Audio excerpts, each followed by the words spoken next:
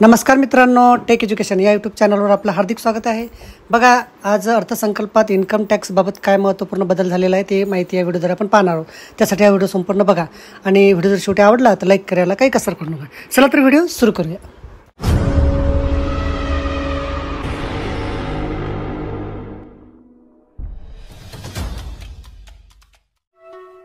नवनवीन व्हिडिओ पाहण्यासाठी व आमच्या सोबत राहण्यासाठी चॅनलला सबस्क्राइब करायला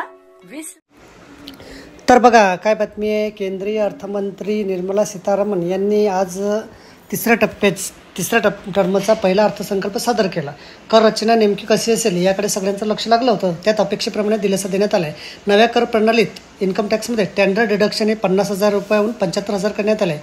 तसेच निर्मला सीतारामन यांनी महत्त्वाचा निर्णय घेतला आहे। ते काय म्हणाले की अर्थसंकल्प सादर करताना अर्थमंत्री म्हणाले की विकसित भारतासाठी रोडमॅप तयार करणे हे आमचं उद्दिष्ट आहे। कृषी क्षेत्रातील उत्पादन वाढवण्यावर भर दिला जात आहे। आमचा भर रोजगार आणि कौशल्यावर आहे। सुधारणावादी धोरणावर भर आहे।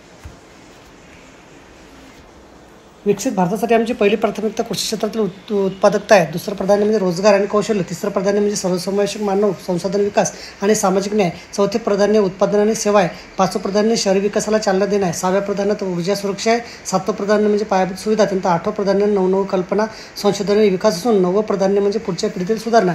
या प्राधान्याच्या आधारे आगामी अर्थसंकल्प तयार करण्यात आला आहे असंही सीतारामन यांनी स्पष्ट केलं। त्यानंतर अर्थसंकल्पाच्या शेवटी त्यांनी कर प्रणाली इन्कम टॅक्स जाहीर केली। त्यानुसार 3 लाखापर्यंतच्या उत्पन्नावर कुठलाही कर लागणार नाही। 2017 पर्यंत सामान्य अर्थसंकल्प आणि रेल्वे अर्थसंकल्प स्वतंत्रपणे सादर केले गेले। यानंतर 92 वर्षाची परंपरा मोडीत काढत मोदी सरकारने सर्वसाधारण अर्थसंकल्प आणि रेल्वे अर्थसंकल्प एकत्र सादर करण्याचा निर्णय घेतला। नवीन कर प्रणाली कशी असेल? वार्षिक उत्पन्नानुसार बघा 0.3 लाखापर्यंत कुठलाही कर नाही। त्यानंतर 3.7 लाखापर्यंत 5% कर राहील। 7 ते 10 लाखापर्यंत 10%, 10 ते 12 लाखापर्यंत 15%, 12 ते 15 लाखापर्यंत 20%, 15 लाखापेक्षा अधिक 30% कर राहील। सामान्य नोकरदाराच्या दृष्टीने महत्त्वाचे असणाऱ्या नव्या इन्कम टॅक्स स्लॅबविषयी घोषणा निर्मला सीतारामन यांनी केली। जुन्या कर प्रणालीनुसार कर भरणाऱ्या नोकरदारांसाठी कोणतेही बदल करण्यात आले नाही। मात्र नव्या कर प्रणालीनुसार कर भरणाऱ्या नोकरदारांसाठी त्यांनी महत्त्वाची घोषणा केली आहे। नव्या कर प्रणालीचा अवलंब करणाऱ्या नोकरदारांचे 17,500 रुपये वाचणार आहेत। तर बघा, अशा प्रकारे अत्यंत महत्त्वाची माहिती आपल्याला समजली असेल। व्हिडिओ आवडल्यास लाईक करा आणि शेअर करायला विसरू नका। धन्यवाद।